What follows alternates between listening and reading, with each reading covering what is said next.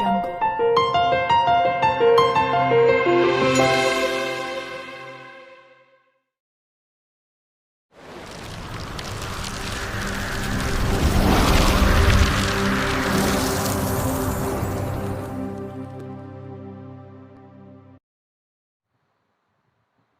Hello दोस्तों, कैसे हैं आप लोग।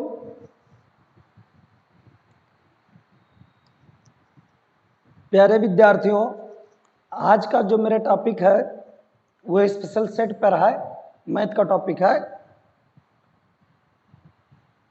आज से मेरा ये जो टॉपिक शुरू होगा वो सेट के लिए होगा, वो पूरा टॉपिक ये चलेगा पार्ट बाय पार्ट। इस पार्ट में मैं सबसे पहले आपको बताऊंगा कि सेट का जो है वो डेफिनेशन क्या होता है, सेट का दैनिक जीवन में उपयोग क्या है, क्या सेट को पढ़ना जरूरी है, अगर हम सेट को पढ़ रहे हैं तो इसका उपयोग कहाँ हम कर सकते हैं, अपनी रियल लाइफ में कहाँ प्रयोग कर सकते हैं, और फिर एजुकेशन में कहाँ प्रयोग कर सकते हैं पढ़ाई पीरियड में। इन बातों को जानने के साथ साथ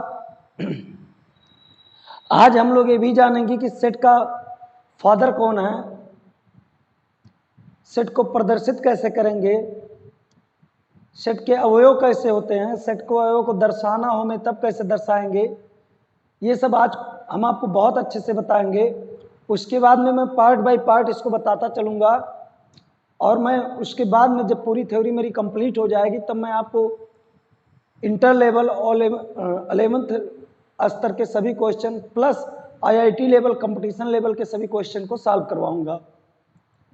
अगर मेरे चैनल पे आप नए हैं तो प्लीज़ इस चैनल को सब्सक्राइब कीजिए।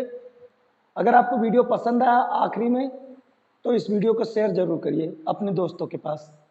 चलिए देखते हैं कि सेट है क्या, क्या मैं पहले से सेट को जानता हूं या नहीं।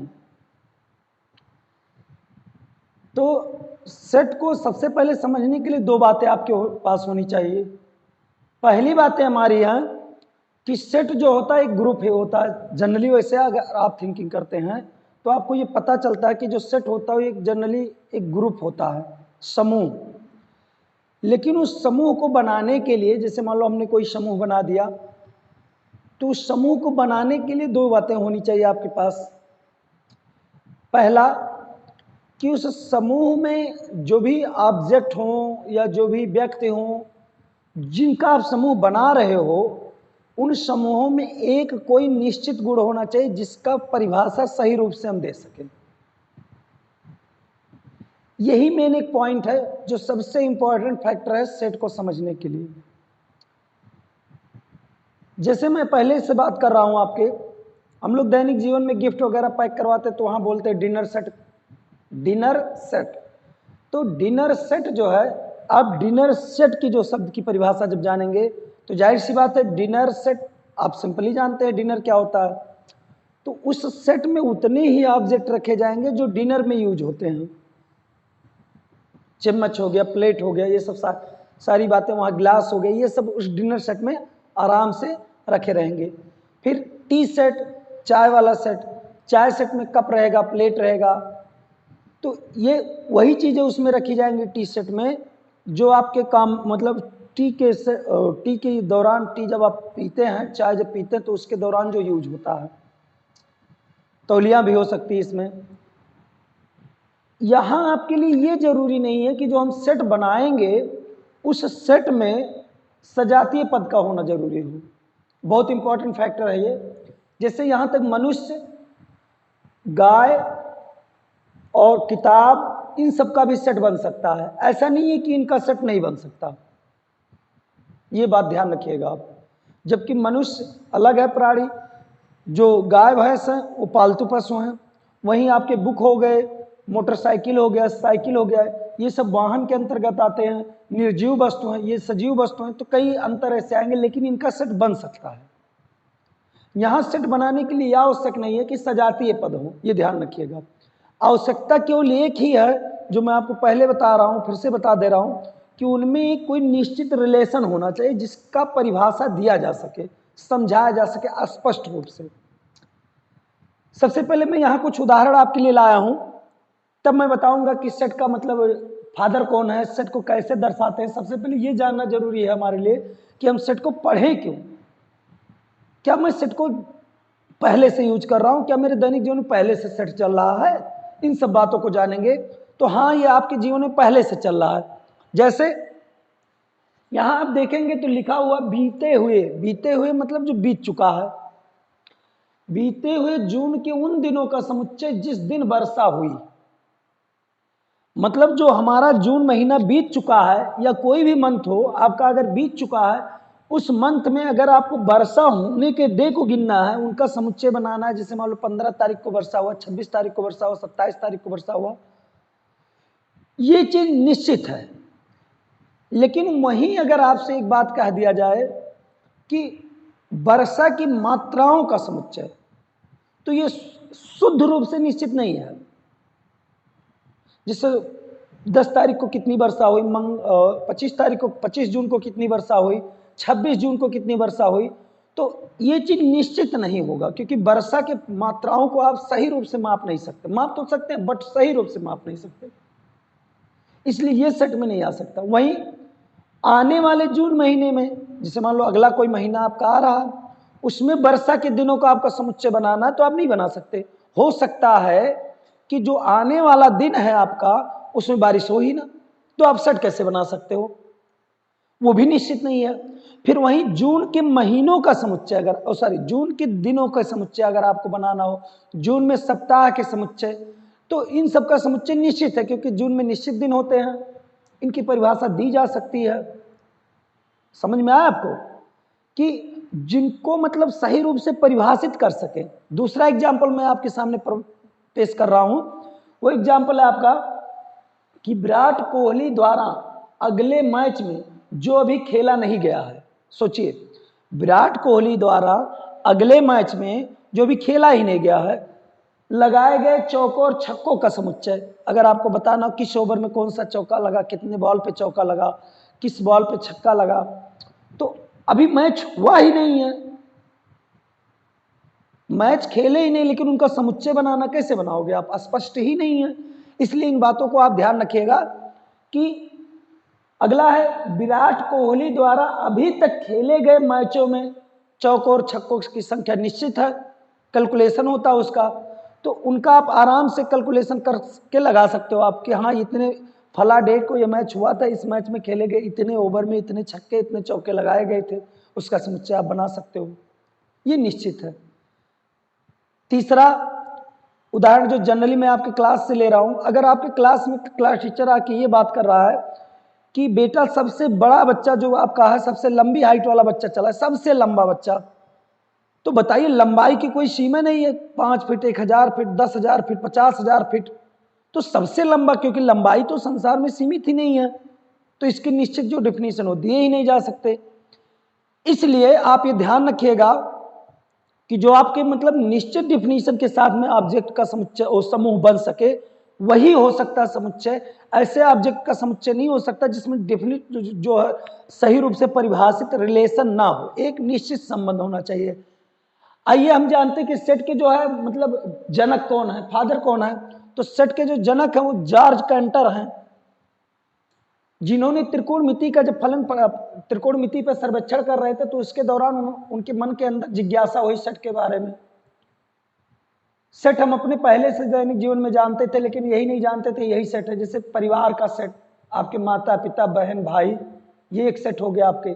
आपके घर में भोजन के आपके कपड़ों का सेट हो गया, वो भी आपका एक समुच्चय है। फिर आपके घर में मोटरसाइकिलों का समुच्चय, कार का समुच्चय, आपके शूज के फुटवेयर के समुच्चय, ये सब बन सकते हैं, अच्छे से समुच्चय बनाए जा सकते हैं। हम जानते हैं जैसे आजकल का दैनिक जीवन मॉडर्न युग आ रहा है, इस मॉडर्न युग में सब लोग अलग अलग ड्रेसेज के अलग अलग फुटवेयर रखते हैं, तो जिस ड्रेस को वो यूज करते हैं उस ड्रेस के साथ वो फुटवेयर यूज करते हैं। फिर टाई अलग अलग यूज करते हैं, मतलब कुल मिला जुला के जो उनका पहनावा होता है वो अलग अलग ड्रेसेज के लिए अलग अलग होता है, तो उनका जो एक सेट बना के अपने पास अलमारी में रखते हैं वो, तो उनका एक समुच्चय है, ड्रेसिंग का समुच्चय, एक निश्चित डेफिनेशन हो चुका ड्रेस का। फिर हम आप देखते हैं कि सेट का यूज कहाँ है, तो सेट का यूज जानते हैं, बड़ा ये इंपॉर्टेंट फैक्टर है आपके दैनिक जीवन में। सेट का जो यूज है वो सेट के आधार पे हम ये चीज़ बता सकते हैं बिना जाने हुए कि जैसे हमने मान लिया कि एक बहुत गजब की बात बता रहे हैं कि जैसे मान लिया कोई पार्टी हो रही, सोचिए कहीं पार्टी है आपके पास, तो उस पार्टी में आप गए हुए हैं। उस पार्टी में जब आप जाते हैं तो वहाँ पार्टी में पहला बाउंडेशन ये लगा दिया गया, यही है सुपरिभाषित, ध्यान से सुनिएगा, कि इस पार्टी में वही लोग आएंगे जो मैरिज्ड होंगे और कपल के साथ में आएंगे। मैरिज होना ही नहीं है, वहाँ नेसेसरी कंडीशन ये भी हो जाएगा कि हस्बैंड और वाइफ दोनों आएंगे। अब गेट के सामने ही खड़े होकर आप बता सकते हैं कि इसके अंदर जितने भी लोग गए होंगे, वो उसके अंदर जितने भी लोग एंट्री लिए होंगे वो हस्बैंड और वाइफ होंगे। अगर उनके हस्बैंड है तो वाइफ होंगी, अगर वाइफ है तो उनके हस्बैंड होंगे, जबकि गेट के अंदर बिना आप गए बता दिए। इस तरह से मतलब किसी भी समुच्चय के अगर प्रॉपर्टी को आप जानते हैं, उसके मतलब उस गुण को जानते हैं जिसके आधार पे वो ग्रुप बनाया गया है, तो उस ग्रुप के आधार पे आप बता सकते हैं बिना देखे हुए कि ये व्यक्ति या ये चीज इसके अंदर होगा। जिससे डिनर सेट के अंदर अगर डिनर सेट कंप्लीट है, कंप्लीटली है, तो उसमें ग्लास जरूर होगा, चाहे आप देखिए चाहे ना देखिए। तो इस तरह से सेट का यूज होता है। ऐसे मैथ में कैसे सेट का यूज होता है?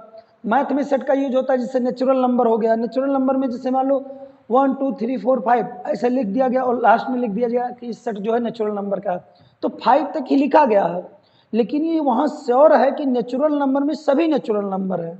मतलब सभी नेचुरल नंबर का मतलब तो 1 2 3 4 5 6 7 8 9 10 11 12 मतलब इनफाइनाइट तक, जहाँ तक आप कैलकुलेट कर सकते हैं। तो सेट का ये मैथ में यूज है। फिर मान लो ऐसे ट्रायंगल का हम समुच्चय बना रहे हैं जिसमें सब जो समरूप त्रिभुज हैं, तो उसमें जो भी त्रिभुज आएंगे सब समरूप आएंगे। समरूप का मतलब छोटा और बड़ा हो सकता है, एक ही जैसा रहेगा। जिससे बॉल और पृथ्वी दोनों समरूप है, जबकि बॉल इतने बड़ा होता है, पृथ्वी बहुत बड़ा होता है। आपकी नोटबुक और फिर बुक दोनों समरूप होते क्योंकि रेक्टेंगल आयताकार होते हैं। तो ये होते समरूप के डेफिनेशन। तो समरूप त्रिभुजों का जो समुच्चय बनाएंगे तो आप जान जाएंगे कि इसके अंदर जो भी त्रिभुज आएंगे उनके सभी साइड इक्वल होंगे, प्रत्येक एंगल 60 डिग्री होगा। पैरेलल समांतर रेखाओं का समुच्चय बना सकते हैं आप, समकोण त्रिभुजों का समुच्चय बना सकते हैं। वहीं प्रोबेबिलिटी में यूज किया जाता है इस सब सेट का, जैसे डॉट डॉट कई इनफाइनाइट घटनाएं होती हैं वहां यूज किया जाता है। त्रिकोणमिति में यूज किया जाता है। फलनों के लिए अलग अलग समुच्चय बनाए जाते हैं, जितने मान मिलते हैं वो सब सेट ही होते हैं। जिससे मान लो हमने साइन 30 अंश, साइन 0 अंश, 30 अंश, 45 अंश, 60 अंश, 90 अंश, 120 अंश, 150 अंश, इस सबके मान जो निकाल करके एक ग्रुप बनाते हैं तो एक सेट ही है आपका। इस तरह से हम गणित में सेट का यूज कर सकते हैं। सुपरिभाषित का अर्थ हमने बता दिया, समुच्चय बनाते समय अवयव के सजातीय होना आवश्यक नहीं है, मतलब एक ही जात का होना आवश्यक नहीं है। समुच्चय है कि नहीं है ये इसी बात पर डिपेंड करता है। सुपरिभाषित अगर जिस गुण के आधार पर समुच्चय, जिस गुण के आधार पर समुच्चय आप बना रहे हो, वो अगर आप डेफिनेशन उसका दे सकते हो, निश्चित सही रूप से परिभाषित कर सकते हो। जैसा कि मैंने फिर से यहाँ से हम बताए हैं कि जून के उन दिनों का समुच्चय जिसमें वर्षा हुई तो डेफिनिट है, लेकिन जून के उन दिनों का समुच्चय जिसमें वर्षा होगी, मतलब आने वाले जून का, तो डेफिनिट नहीं है, तो ये समुच्चय नहीं है। क्लास विद्यालय का सबसे लंबा स्टूडेंट निश्चित नहीं होता है, लंबाई को निश्चित नहीं कर सकते हैं, तो इस तरह से ये समुच्चय नहीं है। फिर अगला मैं बता रहा हूं कि आने वाले 2023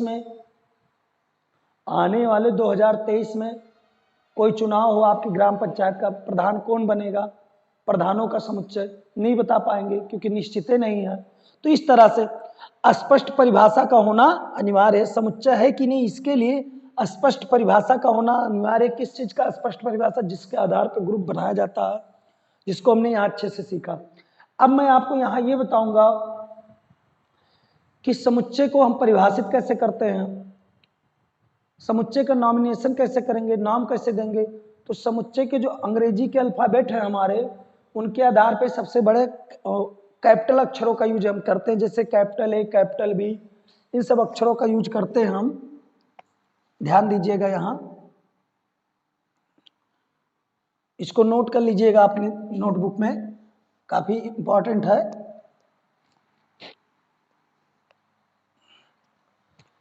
जैसे यहां हम देखेंगे आपको कि capital A, capital B, capital C, capital X, capital Y, ये सब समुच्चय के नाम होंगे। नाम का मतलब क्या, जैसे मान लो कैपिटल ए के अंतर्गत हम लिख दिए अंग्रेजी के अल्फाबेट, सॉरी अभी इसको बाद में हम लोग सीखते हैं। उसके बाद में ये कैपिटल के नाम हो गए। उसके बाद में हम आपको बताएंगे उनके अवयवों को जो दिखाया जाता है स्मॉल अक्षर से। जैसे मान लो कि हमको अंग्रेजी के अल्फाबेट लिखने हैं तो स्मॉल ए, small B, small C, small D लिखेंगे। कैपिटल में नहीं लिखे जाएंगे, कैपिटल में उनके नाम क्यों लिखे जाएंगे, समुच्चय ए, समुच्चय बी, समुच्चय सी, समुच्चय डी, ऐसे होता है। तो इस तरह से आप स्पष्ट रूप से सीख गए कि समुच्चय के जो मेन जो नाम होता है वो कैपिटल अक्षर से, उसके जो एलिमेंट्स होते हैं वो स्मॉल अक्षर से डिनोट किए जाते हैं। इस तरह से आप आराम से उसको दर्शा सकते, प्रदर्शित कर सकते, ताकि आपका रॉन्ग ना हो। आगे मैं आपको बताऊंगा रिप्रेजेंटेशन ऑफ सेट। सेट को कितने तरीके से प्रदर्शित किया गया। रिप्रेजेंटेशन ऑफ सेट में हम जानेंगे दो तरीके से किया जाता है सेट का प्रदर्शन। पहला होता है टेबुलर फॉर्म या रोस्टर मेथड या टेबुलर मेथड। उसी में होता है लिस्टिंग मेथड। ये टेबुलर, रोस्टर और ये लिस्टिंग मेथड क्या है, बहुत इजी है। इसमें हम जो है किसी भी समुच्चय को जब दर्शाते हैं तो ध्यान से पहले इधर देखिए, तब मैं बताऊंगा कि किसी भी समुच्चय को जब दर्शाते तो पहला नंबर तो उसका नाम देंगे कैपिटल अक्षरों से। कोई भी अक्षर आप ले लीजिए, कैपिटल एक्स ले लीजिए, कैपिटल वाई ले लीजिए, जो कि अभी अभी बताया गया आपको। फिर उसके बाद में इसको मझले कोष्ठक के अंदर दर्शाया जाता है। इसके जो भी एलिमेंट्स आएंगे वो मझले कोष्ठक के अंदर लिखे जाएंगे। फिर कामा के साथ में लिखे जाएंगे, कामा के साथ में लिखे जाएंगे। दो एलिमेंट्स के बीच में कामा लगेगा, ये ध्यान रखिए। फिर आप देखिए कि इसमें दो एलिमेंट्स नहीं हो सकते। दो एलिमेंट्स मतलब जैसे मान लो कोई समुच्चय, देखिए हमने एक समुच्चय लिख दिया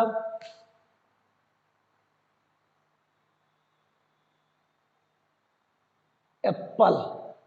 एप्पल के अल्फाबेट का जो हम वो लेंगे, मतलब एप्पल में जितने अल्फाबेट यूज हुए हैं उनके अक्षरों का समुच्चय। तो उसमें देखिए ए पी कामा करके लिखिए, ए कामा पी कामा यल कामा ई। फिर एक समुच्चय हम उसी को लिख रहे हैं,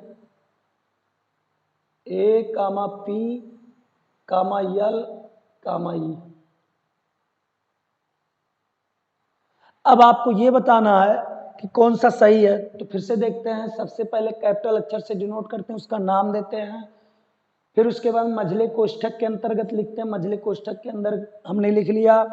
फिर उसके बाद में दो एलिमेंट्स के बीच में कामा लगा रहेगा, तो दो एलिमेंट्स के बीच में कामा लगा है, एग्जैक्ट सही है। फिर हमने बताया कि दो एलिमेंट्स एक साथ नहीं होने चाहिए, जैसे यक्स कामा यक्स, दो एलिमेंट्स हैं एक ही जैसे हैं। फिर 5 कामा 5 -6 कामा -6, कहीं जूता जून जून दो बार लिखा हो महीने में, तो देखिए एक ही साल में दो महीने एक साथ नहीं आ सकते। जिस प्रकार से एक ही साल, मान लो साल के महीनों का समुच्चय, ध्यान समझिएगा तब आपको समझ में आ जाएगा। जैसे मान लो हमने बनाया साल के महीनों का समुच्चय, तो उसमें आएगा आपका जनवरी, फरवरी, मार्च, अप्रैल, मई, जून, जुलाई, अगस्त, सितंबर, अक्टूबर, नवंबर, दिसंबर। तो इस तरह से आए 12 महीने। तो बताइए अगर ऐसे हम लिखेंगे कि जनवरी हो गया, ऐसे सिंपल करके हम लिखेंगे पूरा जनवरी, फरवरी, मार्च, अप्रैल, मई, जून, जुलाई, अगस्त, सितंबर, अक्टूबर, नवंबर, तो बताइए एक साल के महीनों का समुच्चय आप बना रहे हो तो उसमें जून दो बार आएगा? एक ऐसा कभी पॉसिबल है? नहीं है, तो सेट हो ही नहीं सकता। जिस प्रकार से फिर देखिए आप अपने परिवारों का समुच्चय बना रहे हो, तो जिससे मान लो आप अपने परिवारों का समुच्चय बनाए तो आपने यक्स बराबर, तो आपने अपना नाम लिखा। फिर मान लो आपका नाम मोहन है तो आपने मोहन ऐसे लिख दिया। फिर पापा का नाम लिखे आप, फिर मम्मी का नाम लिखे आप, फिर सिस्टर का नाम लिखे, बहन का नाम, फिर भाई का नाम अपने लिखेंगे। अब सोचिए, अगर ये तो लिख दिए समझ में आता है, लेकिन मोहन मोहन 2 बार आप लिख दीजिए तो अगर नाम की बात होगी तो या तो आपके फैमिली में 2 लोग का मोहन नाम हो, तब तो समझ में आता है। लेकिन अगर एक ही मोहन है फैमिली में, तब नहीं हो सकता। इसलिए ध्यान रखिएगा कि एक ही व्यक्ति एक ही परिवार में 2 रूप लेकर नहीं रह सकता। उसी प्रकार से यहाँ पे दो अवयव जो होते हैं सेट में, वो 2 बार नहीं लिखे जाएंगे, एक ही बार लिखे जाएंगे, ये फर्क होता है। तो इसको बोलते हैं रोस्टर मेथड। रोस्टर मेथड का मतलब होता है कि मझले कोष्ठक के अंतर्गत लिखेंगे, अंदर लिखेंगे, एलिमेंट्स के बीच में कामा लगाएंगे और स्मॉल अक्षरों में डिनोट करेंगे। अगला जो हमारा प्रोसेस है वो है हमारा, ध्यान दीजिएगा, प्रॉपर्टी मेथड। प्रॉपर्टी मेथड को हम बहुत अच्छे से सीखेंगे, दोनों एग्जाम्पल लेंगे, एग्जाम्पल के साथ में।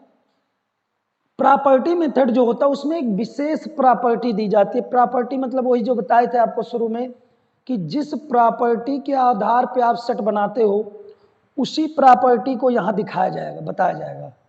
जैसे आपकी पार्टी का कोई कार्ड है, उस पर लिख दिया जाए कपल ही आएंगे, मैरिड हस्बैंड और वाइफ ही इस पार्टी में आएंगे, तो वो प्रॉपर्टी दिया गया।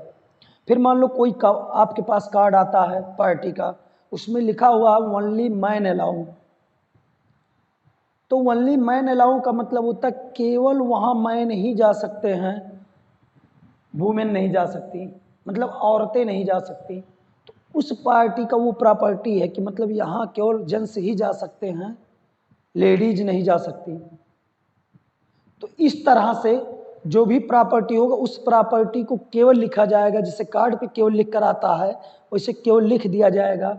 मैं एग्जाम्पल के तौर पे दोनों को एक साथ एग्जाम्पल दूंगा कि कैसे आप दिखाएंगे।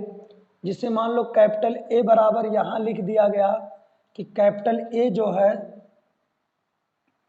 10 से छोट, सॉरी 1 2 3 4 5 6 7 8 9 ऐसे एक सेट लिखा हुआ है। फिर देखिए एक ऐसे लिखा हुआ आपका सेट 0 2 4 6 8 10 12 डॉट डॉट डॉट।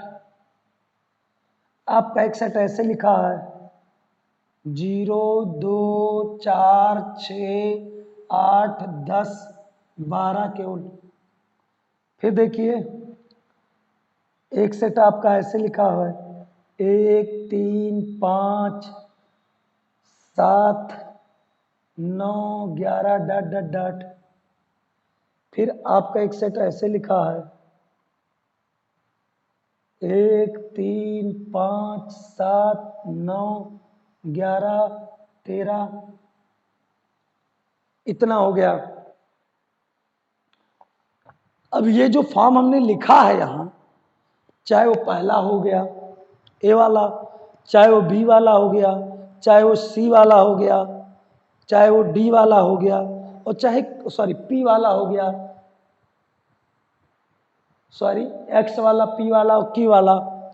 तो इसको जो हम लिखे हैं तो ये तो आप वैसे अनुमान लगा सकते हैं कि पहला जो लिखा गया है 10 से छोटी नेचुरल नंबर, नेचुरल संख्याएं लिखी गई, प्राकृतिक संख्याएं।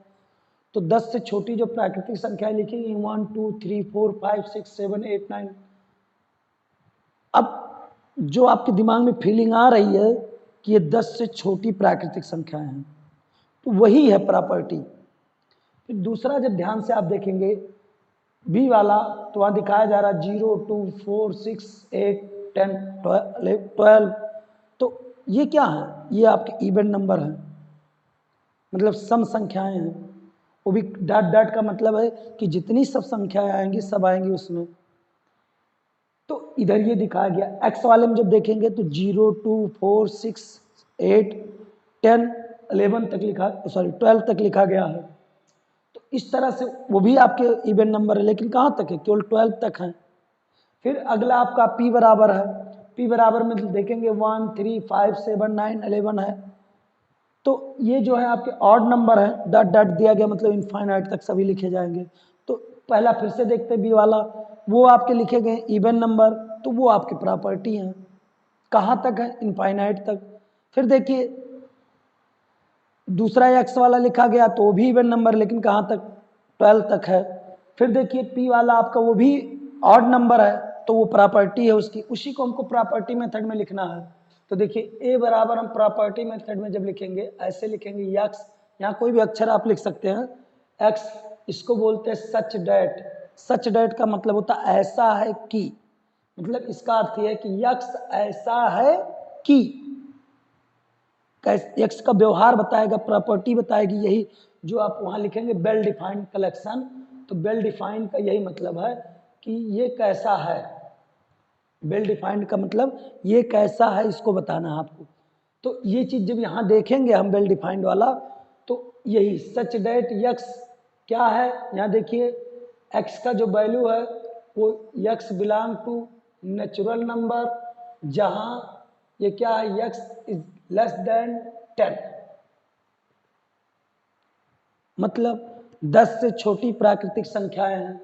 इसको एक तरीके से और सांकेतिक रूप में लिख सकते हैं, क्योंकि सांकेतिक रूप में कई तरीके से लिखा जा सकता है। x1 is equal x is less than 10, ये भी आपका प्रॉपर्टी मेथड है। देखिए ये भी है, ये भी है, दोनों का अर्थ मैं आपको स्पष्ट रूप से बताने जा रहा हूं, ध्यान दीजिएगा, तब आपको बहुत अच्छे समझ में आएगा। अर्थ तो दोनों का सेम है, लेकिन पढ़ने का मतलब यह है कि यहाँ जो यक्स है सच डेट यक्स नेचुरल नंबर में बिलोंग करता है, मतलब यक्स के स्थान पर वही अवयव आएंगे जो, अगर इसी को मान लो मैं ऐसे लिख दूं, x such that x belong to natural number, केवल ये कंडीशन ना दूं, तो इसका मतलब यह है कि ये सभी नेचुरल नंबर आएंगे। लेकिन इसमें ये कंडीशन दे दिया, मतलब इसका दोनों में फर्क बस इतने है कि इसमें जो आएंगे वो 10 से छोटे नेचुरल नंबर आएंगे, प्राकृतिक संख्याएं। और इसका क्या मतलब, इसको तो नेचुरल नंबर नहीं दिखाया, डायरेक्ट दिखा दिया कि 1 से छोटी 10 के बीच में सभी प्राकृतिक संख्याएं आएंगी। सॉरी, यहाँ एक मिस्टेक हो सकता है, इसलिए इसको ध्यान रखिएगा कि x belong to natural number यहाँ भी दिखाना पड़ेगा कि x के स्थान, क्योंकि 1 और 2 के बीच 10 के बीच में और भी फ्रैक्शन रूप में आएंगे, रेशनल नंबर आएंगे, तो उनको भी आप रख सकते थे अगर इसको ना दिखाएंगे तो, क्योंकि कंडीशन केवल इतने रहेगा कि 1 से लेकर के 10 के बीच में जितने नंबर्स आते हैं तो इनफाइनाइट नंबर्स आते हैं, तो इसलिए वो दिखाना जरूरी है कि x रहेगा क्या, तो वो नेचुरल नंबर रहेगा। तब आपकी ये दोनों सेट प्रॉपर्टी मेथड के रूप में हो गए। इसको अगर मुझे लिखना है b इज इक्वल टू, इसको लिख सकते हैं यक्स सच डेट, देखेंगे तो यक्स इज इक्वल टू यहां लिखेंगे 2n, जहां n belong to whole number. Whole number का मतलब कि n की जगह जो हो सकता है वो 0 हो सकता है, 1 हो सकता है, 2 हो सकता है, 3 हो सकता है, 4 हो सकता है, 5 6 7 डॉट डॉट डॉट, क्योंकि डॉट डॉट दिया है। मैं यहाँ बताने जा रहा हूँ दो अवयव को रख करके कि देखिए वो आते हैं कि नहीं आते इसमें।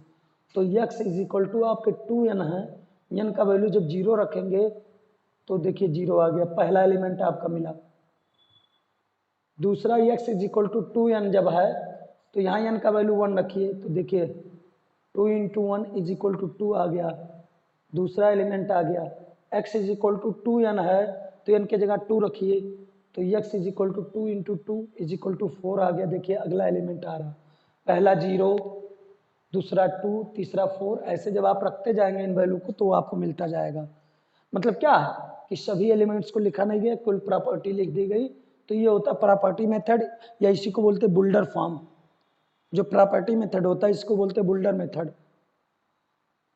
अब देखिए अगले को मुझे अगर प्रॉपर्टी मेथड पे लिखना है तो कैसे लिखेंगे, देखिए इसको अगले वाले को जो हम लिखेंगे तो वो लिख सकते हैं capital X is equal to, यहाँ देखिए x such that x is equal to 2n ही लिखेंगे, लेकिन जहां n का वैल्यू जो है वो क्या है, n belong to whole number, और n का जो वैल्यू है वो ध्यान देंगे वो 0 से लेकर कहाँ तक है,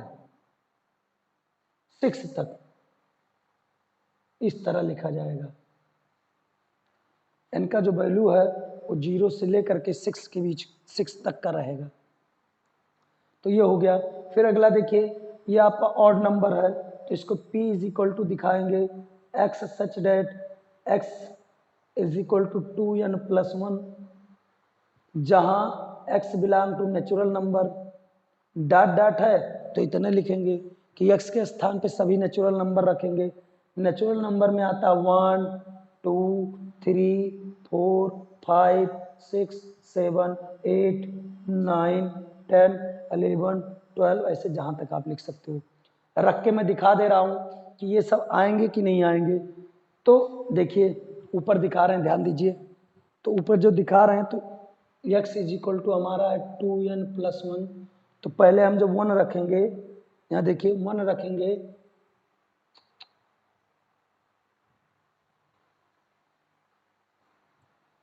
सॉरी ये नेचुरल नंबर नहीं होगा, होल नंबर होगा जिसमें 0 भी रहेगा।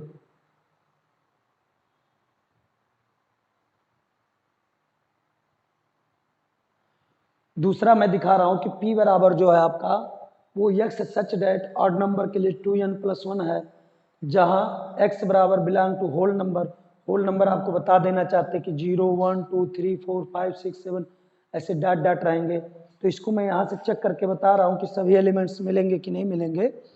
तो उसको देख लीजिए, 0 पहले रखिए तो 2 × 0 + 1, तो 0 + 1 इज इक्वल टू क्या आ गया 1। देखिए पहला एलिमेंट मिला जब आप पहला यहाँ से वैल्यू रखे। फिर हम देखते हैं यहाँ से x is equal to 2n+1 में दूसरा एलिमेंट देखते हैं मिलता है कि नहीं। 1 रखिए तो 2 × 1 + 1, तो 2 + 1 इज इक्वल टू 3। देखिए आपका 3 मिल गया।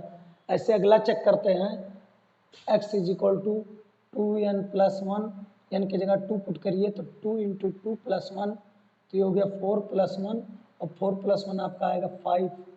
तो इस तरह से आप सभी एलिमेंट्स को निकाल सकते हैं। ये है उसका प्रॉपर्टी मेथड, ध्यान दीजिएगा, ये प्रॉपर्टी मेथड है उसका। ऐसे सेम टू सेम वो भी रहेगा, बशर्ते जैसे यहाँ कंडीशन दिखाया गया है कि n का जो वैल्यू है 0 से लेकर के 6 तक हो सकता है, ऐसे वहाँ दिखा सकते हैं 0 से लेकर के 6 तक ही रह सकता है n का मान, 0 से लेकर के 6 तक ही रहेगा n का मान। तो ये आएगा आपका, बाकी सेम प्रोसेस वही है। तो इस तरह से हम दिखा सकते हैं। ध्यान दीजिएगा कि जो सेट होता है उस सेट को हम कितने तरीके से रिप्रेजेंट कर सकते हैं। 2 तरीके हुए थे जिसमें आपको बताया गया था, पहला टेबुलर फॉर्म, लिस्टिंग फॉर्म, या बुल्डर फॉर्म नहीं, रोस्टर मेथड। अब यहाँ जो है आपका बुल्डर फॉर्म दिखाया गया, बुल्डर फॉर्म को ही हम बोलते हैं प्रॉपर्टी मेथड। तो प्रॉपर्टी मेथड में केवल प्रॉपर्टी दिखाया जाएगा, बुल्डर फॉर्म और जो रोस्टर मेथड होगा या टेबुलर फॉर्म होगा उसमें सभी वो कामाज के साथ में लिखे जाएंगे। आइए मैं आपको ये बताने चल रहा हूँ कि किसी सेट के अगर अवयव हैं तो उसको मैं सांकेतिक रूप में, मैथमेटिकली रूप में कैसे बताऊंगा कि ये इसके अवयव हैं कि नहीं हैं। सिंपली चलिए जानते हैं इसको।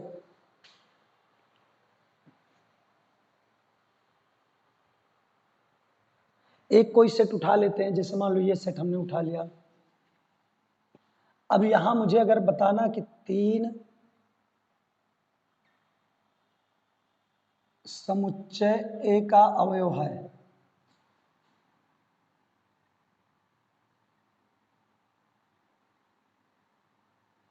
ये भाषा रूप में लिखा गया है, जिसको हिंदी कहेंगे इसको एक तरह से।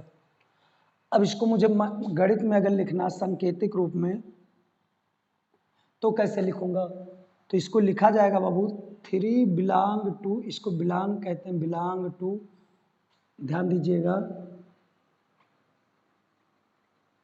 बिलोंग टू का मतलब है हिंदी में से संबंधित है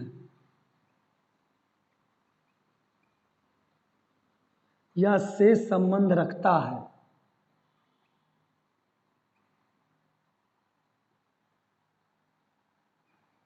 से संबंध रखता है, अर्थात ए।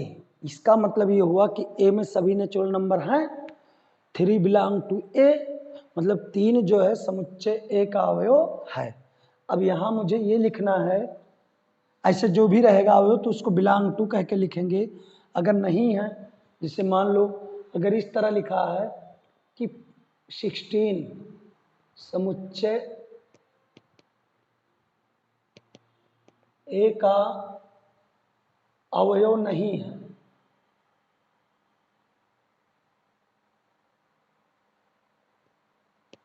अवयव नहीं है, इसका मतलब ये हो गया 16 इज नॉट बिलोंग टू, इसे कैंसिल कर देंगे तो इसको इज नॉट बिलोंग टू कहते हैं। इज नॉट बिलोंग टू का मतलब होता है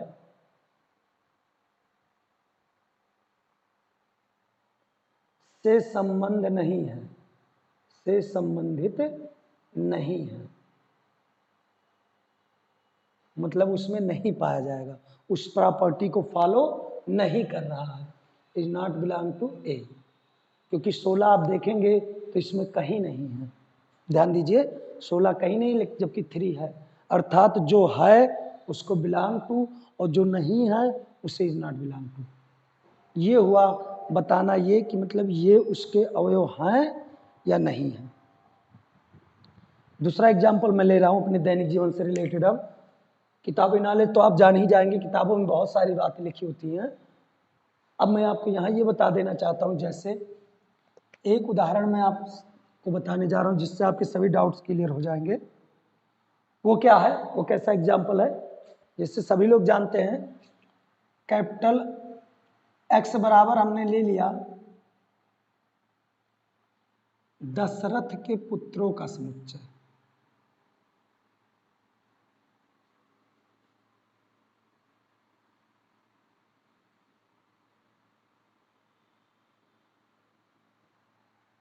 अब इसको अगर मुझे पहले तो देखिए, इसको प्रॉपर्टी मेथड में लिखना तो ऐसे x such that x Dasharath के पुत्र हैं,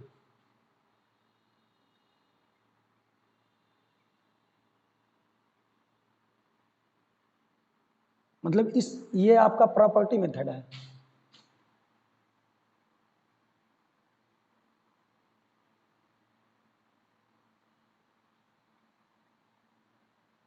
ये आपका कैसा मेथड है, प्रॉपर्टी मेथड।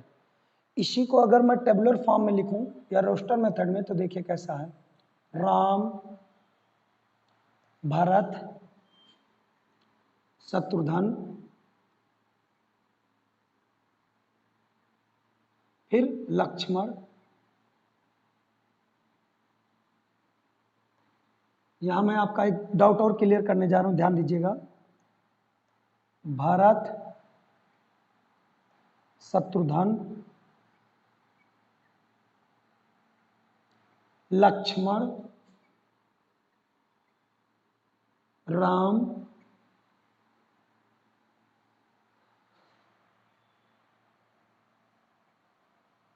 फिर लक्ष्मण राम भरत शत्रुघ्न। ये क्या मैं लिख रहा हूं, इससे कौन सा डाउट क्लियर हो रहा है? तो आप लोग ध्यान देंगे तो समझ जाएंगे। देखिए कोई जरूरी नहीं है कि इसमें सीक्वेंस कौन बड़ा कौन छोटा, आयु से मतलब नहीं है। मतलब क्या है इसमें, मतलब ये है बाबू कि जो भी इसके अंदर आएंगे वो आपके दशरथ के पुत्र होने चाहिए, बाकी वो चाहे पहले लिखे जाए या बाद में, इससे मतलब नहीं होता। मतलब समुच्चय बनाते समय सीक्वेंस मायने नहीं रखता। जैसे आपका फैमिली का समुच्चय बना रहे हैं तो चाहे आप अपने फैमिली में अपना पहला नाम डालिए या मम्मी का नाम पहले डालिए या दादा का नाम डालिए या पापा का नाम डालिए, मतलब या भाई का नाम डाल दीजिए। आप जब समुच्चय बना रहे हैं तो कैसा भी लिख सकते, कोई दिक्कत नहीं। अब इस समुच्चय में अगर मुझे ये दिखाना हो कि एक समुच्चय थोड़ी देर के लिए अगर मैं मान लो यहाँ पे लिख रहा हूँ, ध्यान दीजिएगा, राम सोहन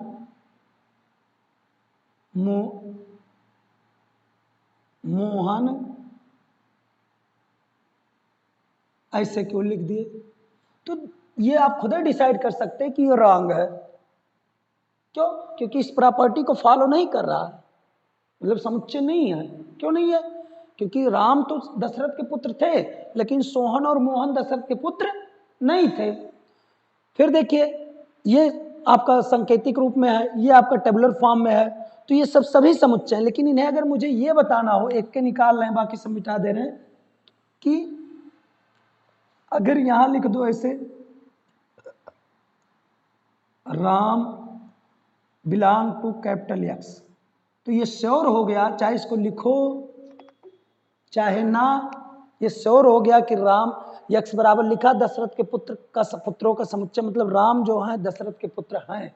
इसका अर्थ ये हो गया कि राम जो है, राम दशरथ के पुत्र हैं। फिर देखो, अगर इसको ऐसे लिख दिया गया, सोहन बिलोंग टू, तो पहला नंबर तो ये गलत है, तो इसको इज नॉट बिलोंग टू। इसका जो अर्थ हुआ कि सोहन जो है,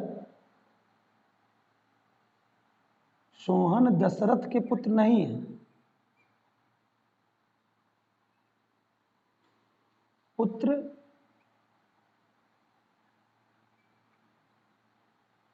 नहीं है।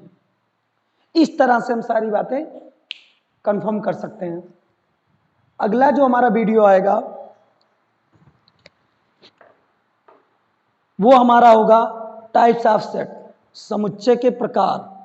और मैं आपको आगे फिर ये बताऊंगा कि समुच्चय के जो हैं वेन डायग्राम क्या हैं, तो वेन आरेख के द्वारा हम कैसे समुच्चय को डिसाइड कर सकते हैं। फिर हम आपको बताएंगे कि समुच्चय को जोड़ा कैसे जाएगा, घटाया कैसे जाएगा, जो समुच्चय के बीच ऑपरेशन यूज कैसे किए जाते हैं, क्या समुच्चय का मल्टीप्लाई किया जा सकता है या नहीं किया जा सकता, समुच्चय को घटाना हो तो कैसे घटाएंगे, समुच्चय का यूनियन क्या होता है, और फिर वो इंटरसेक्शन क्या होता है। सारी बातें मैं आपको अगले वीडियो में बताऊंगा।